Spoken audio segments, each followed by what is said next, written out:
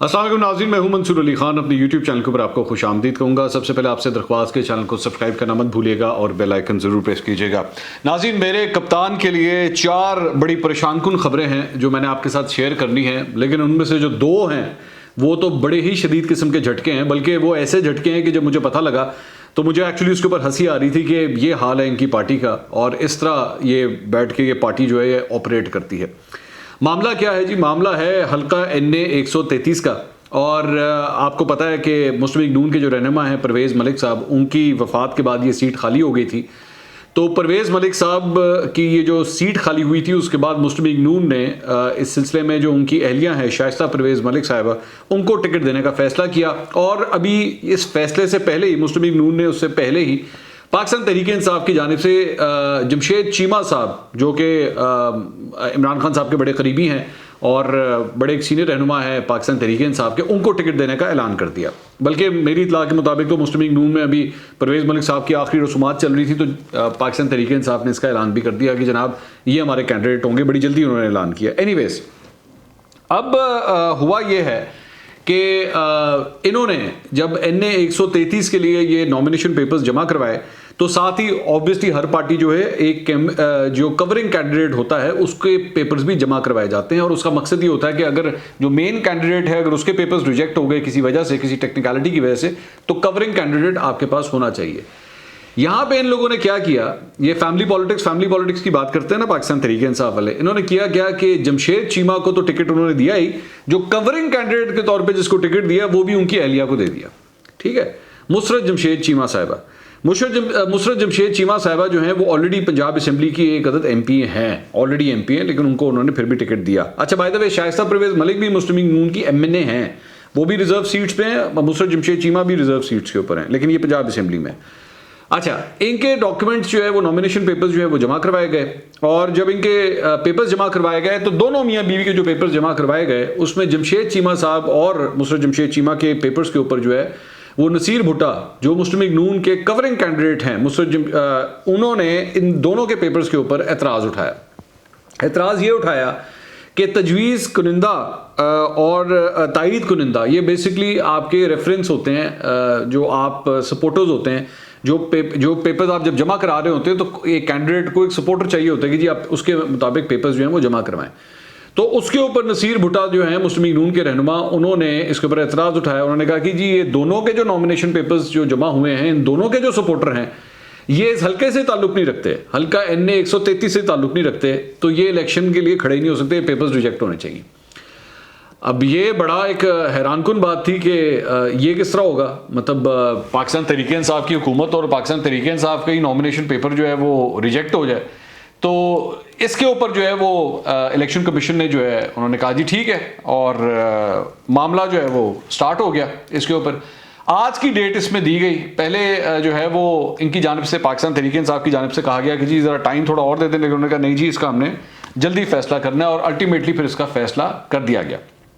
अच्छा, फैसला जनाब ये आपके सामने फैसला है, और इसमें जो जमशेद चीमा साहब हैं उनके हवाले से ऑर्डर आया है इलेक्शन कमीशन ऑफ पाकिस्तान का। इसमें कहा है जी, during scrutiny of nomination papers of nominated candidate Jamshed Iqbal Cheema son of Mohammad Haji, sole objection raised by nominated candidate mister Naseer Ahmad Bhutta and a voter of the constituency is that the proposer, यानी कि वो जो सपोर्ट करते हैं basically, Mr. Bilal Hussain, son of Manzoor Hussain of nominated candidate Jamshed Chima, is not qualified to subscribe to the nomination papers because he does not belong to the constituency NA 133. Therefore, his nomination papers may be rejected in view of the provision of the Election Act 2017. उसके बाद वो आगे चल के लिखते हैं कि जी हमने इस पे काफ़ी इसको डॉक्यूमेंट्री एविडेंस वगैरह सब कुछ हमने कंसिडर किया, लेकिन ये नहीं हो सका, हम इसको एक्सेप्ट नहीं कर सकते। अच्छा, इसमें एक और बात भी है कि जी वो यही हालात जो हैं वो मुसरत जमशेद चीमा साहिबा के भी थे। उन्होंने जो है वो गुलाम मुर्तज़ा साहब हैं उनको प्रपोजल के तौर पे जो है वो उन्होंने डाला, वो भी NA 133 के रिहायशी नहीं है, इसलिए उनके पेपर भी रिजेक्ट हो गए। दोनों मियाँ बीवी के पेपर्स जो हैं वो रिजेक्ट हो गए। आगे क्या होगा, मैं अच्छा ये जो फैसला है ये क्यों एक्सपेक्टेड था, काफ़ी हद तक एक्सपेक्टेड था, मुझे पता था इसके बारे में, लेकिन मैंने इसलिए बात नहीं की क्योंकि जब तक एक फैसला प्रॉपर्ली ना आ जाए तब तक नहीं होना चाहिए।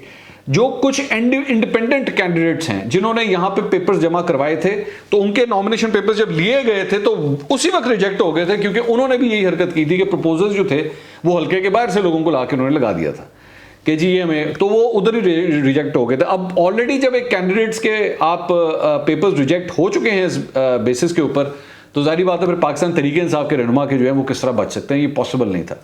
तो वो उड़ने ही उड़ने थे, वो उड़ गए। अच्छा, मेरी इत्तला के मुताबिक सुप्रीम कोर्ट भी इस सिलसिले में कोई फैसला दे चुका है, ये मामला अगर आगे भी जाता है तो लेकिन ऑब्वियसली इन दोनों मियाँ बीवी के पास ये हक है कि ये इस सिलसिले में अपील फाइल कर सकते हैं, अपील फाइल कर दें। अगर अपील के अंदर कोई इनके हक में कोई फैसला आ जाता है तो ठीक है, लेकिन इस वक्त आज की तारीख में ये जो कुछ भी हुआ है, पाकिस्तान तरीके इंसाफ का NA 133 में अब कोई कैंडिडेट ही नहीं है, अब कोई कैंडिडेट ही नहीं खड़ा, इनका उम्मीदवार ही कोई नहीं है। और इस वक्त ये मैदान जो है वो अब मुस्लिम लीग नून, पाकिस्तान पीपल्स पार्टी और आज़ाद उम्मीदवारों के दरमियान रह गया है। आप सिर्फ ये सोचें कि इन लोगों को, ये जो 22 साल की इनकी जद्दोजहद है, इन लोगों को अभी तक अपने नॉमिनेशन पेपर्स नहीं जमा कराने आते। नॉमिनेशन पेपर्स 2 साल रह चुके हैं इलेक्शन के अंदर, सिर्फ 2 साल। और ये नहीं है कि पहली दफ़ा इलेक्शन लड़ रहे हैं, ये इलेक्शन लड़ चुके हैं पहले, इलेक्शन लड़े थे, इलेक्शन हार गए थे। जमशेद चीमा साहब जो हैं, ये इलेक्शन पहले हार चुके हैं, लेकिन इनको अपने पेपर्स नहीं जमा कराने आते। और जब ये इन्होंने अपनी कैंपेनिंग की थी तो इनकी बेगम ने पूरी कैंपेन रन की थी उस वक्त, मुझे अच्छी तरह याद है। और उसके बाद जब ये हार गए तो ऑब्वियसली वो जो इनकी बेगम है, फिर उनको इनकी नॉमिनेशन इनकी गई भी थी वुमेन सीट्स के लिए, तो पंजाब असेंबली के अंदर इनको, ये मुसरत जमशेद चीमा साहबा जो हैं, ये पाकिस्तान तरीके इंसाफ के वो जो इंफॉर्मेशन साबका मिनिस्टर थे ना, फैजुल हसन चौहान साहब, ये उनकी एडवाइजर बन गई थी। एडवाइजर के पता नहीं स्पोक्स पर्सन, उनकी भी कोई एडवाइजर वगैरह बनी थी। तो ये मतलब पाकिस्तान तरीके इंसाफ दोनों मियाँ बीवी बड़े एक इंपॉर्टेंट पोस्ट हैं, और ये शहबाज गिल साहब के बड़े करीबी हैं, ये भी मैं आपको बता दूं, दोनों मियाँ बीवी शहबाज गिल साहब के बड़े करीबी हैं, लेकिन नॉमिनेशन पेपर्स नहीं जमा कराने आते। अल्लाह खैर करे, अल्लाह खैर करे। एनीवेज, अच्छा, एक और जो डेवलपमेंट हुई है वो भी मैं इस हवाले से ज़रा आपके साथ शेयर कर लूँ। वो ये है कि जी हुकूमत पंजाब की जानिब से एक अदद लेटर भेजा गया है, और उसमें यह कहा गया है कि जी इलेक्शन कमीशन ऑफ पाकिस्तान को कि NA 133 का जो इलेक्शन हो रहा है इसको पोस्टपोन कर दें। ये एक दिन पहले हुआ है, ये फैसला आने से एक दिन पहले जो है ये हुआ है कि ये लेटर भेजा गया है। ये लेटर भी आपकी स्क्रीन के ऊपर है। इसमें यह कहा गया है कि जी इस वक्त जो है वो फ्री एंड फेयर इलेक्शन होने चाहिए और अमन अमान होना चाहिए, लेकिन इस वक्त तहरीक लबैक पाकिस्तान जो है वो अपने लॉन्ग मार्च के सिलसिले में बाहर निकली हुई है, हालात बड़े कशीदा हैं।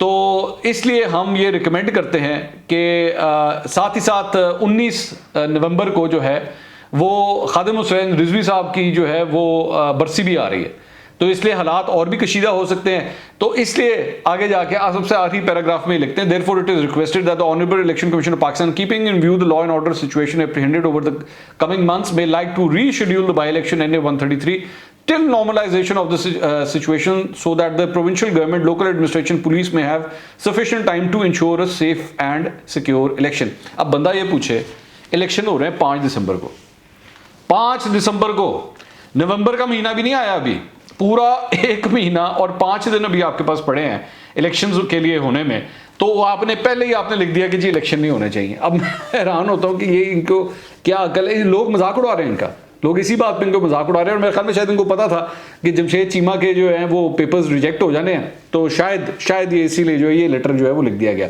लेकिन अब बंदा क्या करे, क्या कर सकता है इनका, कि अब ये इस तरफ जो है वो जा रहे हैं। अच्छा, दूसरी खबर जो एक बुरी खबर है वो ये है कि जनाब महंगाई में फिर इजाफा हो गया। जी हाँ, महंगाई में जो है वो इजाफा हो गया है, और महंगाई में जो इजाफा रिकॉर्ड किया गया है वो हफ्ते के लिहाज से जो है वो 1.23% के लिहाज से रिकॉर्ड किया गया है, और 14.31% पे जनाब आपकी महंगाई रिकॉर्ड की गई है।